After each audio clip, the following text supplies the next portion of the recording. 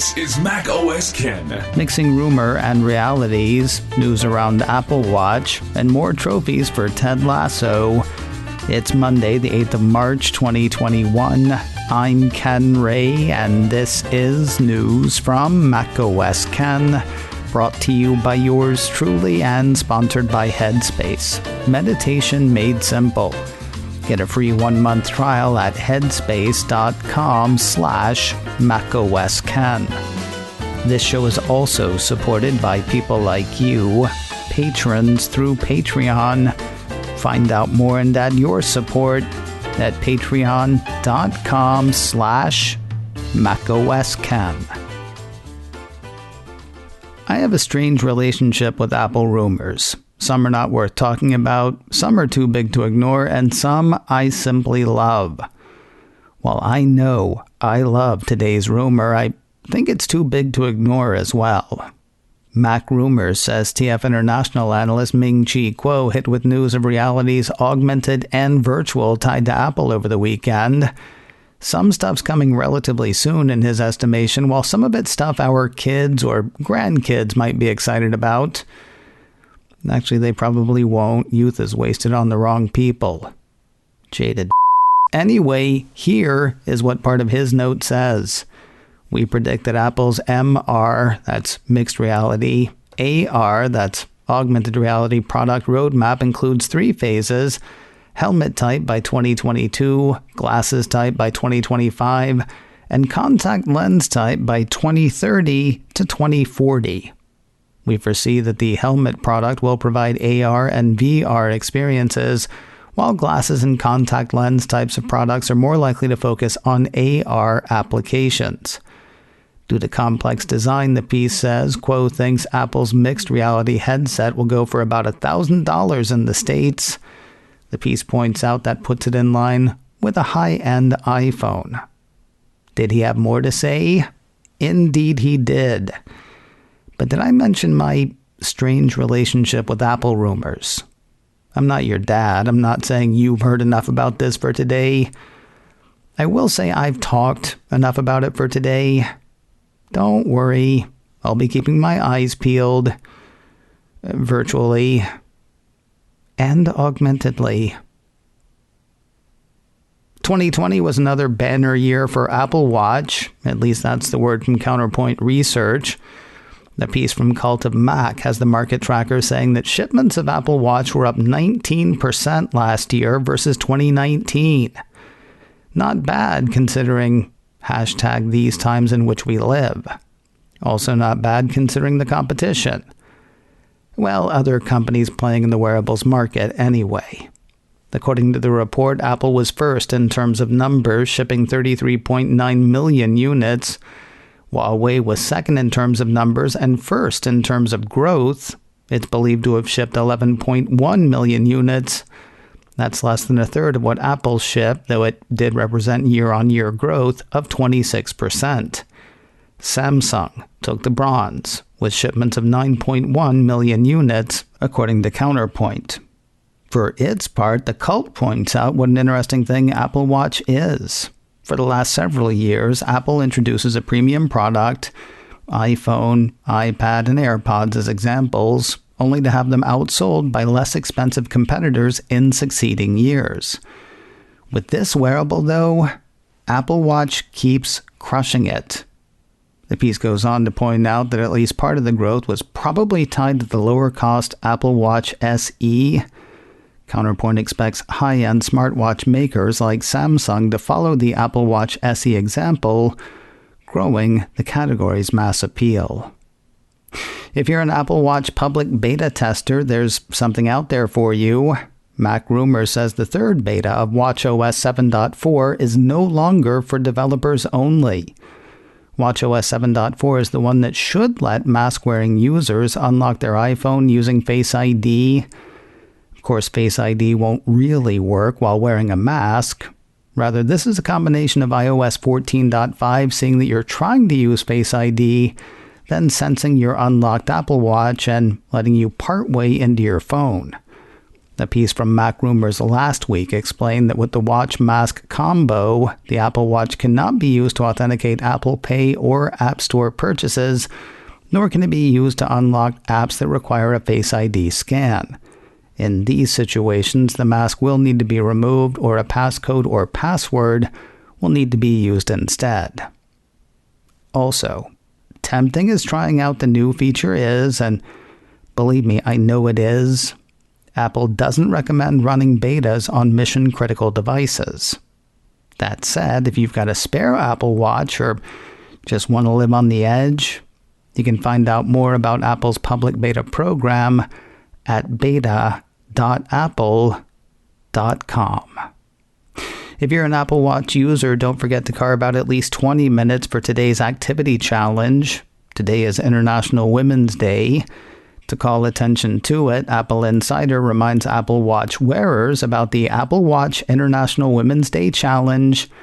A trackable 20-minute walk, run, wheelchair, or other workout will be rewarded with a virtual medallion and stickers for iMessage. Planning on getting an iMac Pro? You better hurry. They are officially only available while supplies last. That's what 9to5Mac reported on Saturday. That's what it says on the machines page on Apple's site. And finally, Engadget has had confirmation from Apple that sales of that branch of the Mac line are winding down. Also, no build-to-order models. While you can still get the machine, Engadget says it's limited to the base 10-core Xeon configuration and only available while supplies last.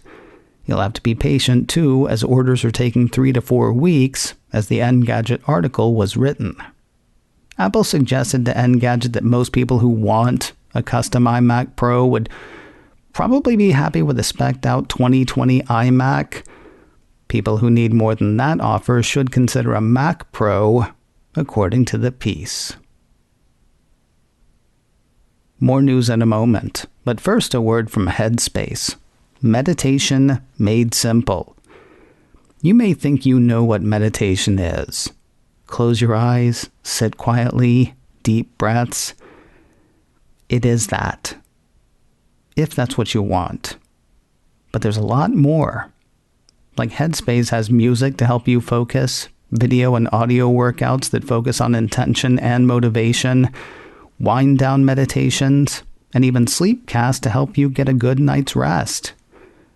I like the guided meditations, but I also like the fact that those meditations have given me tools that I can use outside of the Headspace app. Things I picked up in the Basics program have become touchstones I can use to center and focus on my own.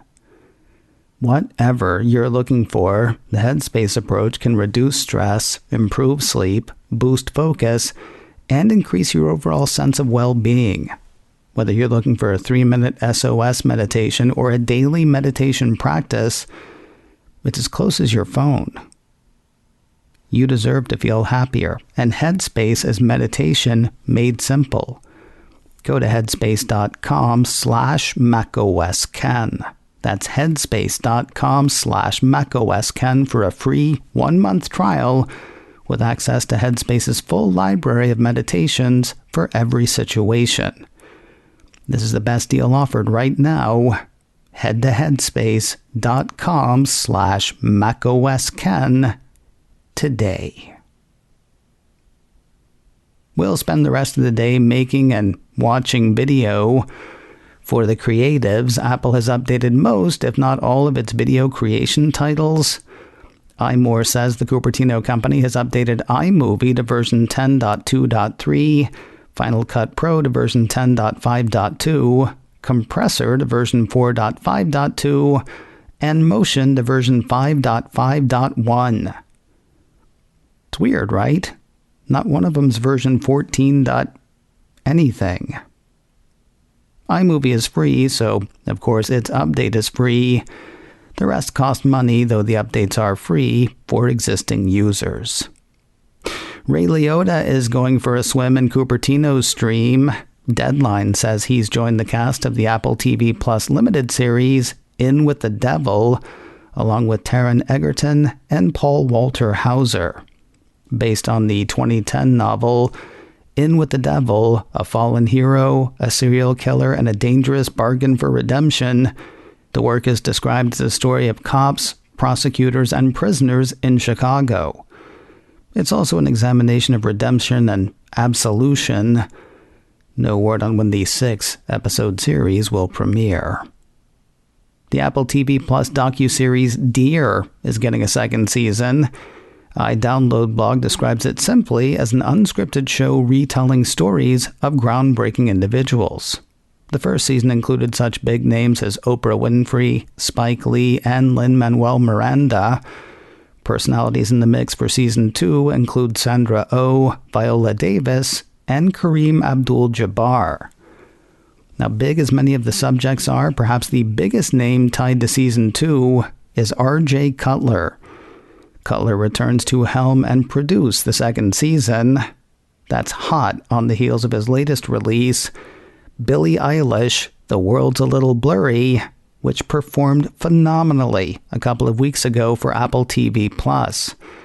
Directed by Cutler, a piece from Deadline said last week that the Eilish documentary drew a record-breaking 33% new viewers to Apple's streaming service. 3 more award nominations for 3 separate Apple TV Plus shows. Apple Insider says the Academy of Science Fiction, Fantasy, and Horror Films has nominated For All Mankind, Servant, and Amazing Stories for its Saturn Awards. No, none of those are films. But the Wikipedia page for the Saturn Awards says the awards have grown since their creation in 1973 to reward other films belonging to genre fiction, as well as television and home media releases. And thus are the Apple TV Plus series eligible. According to Apple Insider, For All Mankind is nominated for the Best Fantasy Television Series category. It'll compete against shows including Outlander, The Twilight Zone, and The Dark Crystal, Age of Resistance. Amazing Stories will compete against The Mandalorian, His Dark Materials, and, perhaps oddly, also Perry Mason for Best Television Presentation under 10 episodes. Lastly, the piece says Servant is nominated in the Best Horror Television Series category, opposite such dramas as The Walking Dead and Creepshow. And the awards go to some shows at some future date. The piece says because of the coronavirus, no date has been set for this year's Saturn Awards, save sometime in 2021. And finally today, winning awards could become sort of a Sunday night thing for Jason Sudeikis. Last Sunday, he won an award for playing Ted Lasso. Then last night, he did it again. A week ago, he got the Golden Globe for Best Actor in a TV series, musical, or comedy for playing the title role in the Apple TV Plus series Ted Lasso. Last night, according to a piece from Mac Rumors, Sudeikis walked away with a Critics' Choice Award for Best Actor in a comedy series. Sudeikis was not alone this time, though. While Apple TV Plus failed to snag any other awards at the Golden Globes, Ted Lasso picked up 3 from the critics. In addition to the lead role, Hannah Waddingham, who plays Ted's boss, and AFC Richmond owner Rebecca Welton won for Best Supporting Actress in a comedy series, with the series itself taking home the Critics' Choice Award for Best Comedy Series. No macOS Ken Live this week, but there is a whole week of In a Few Minutes ahead. On today's show, soap, candles, and comic books have nothing to do with this week's news. Yet the after show co-host Mike Rose and I talk about those before the thing that is really on Mike's mind, COVID-19 vaccine distribution.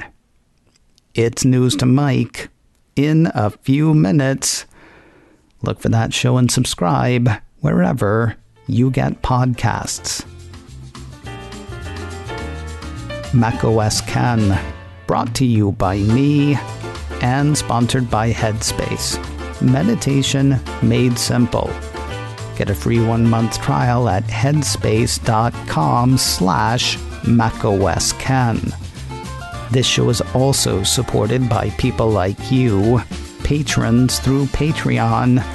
Find out more and add your support at patreon.com/macOSken. Advertising handled by Backbeat Media, online at backbeatmedia.com. You can reach me a couple of ways. info@macosken.com or call 716-780-4080. Until next time, that is news from macOS Ken. I'm Ken Ray.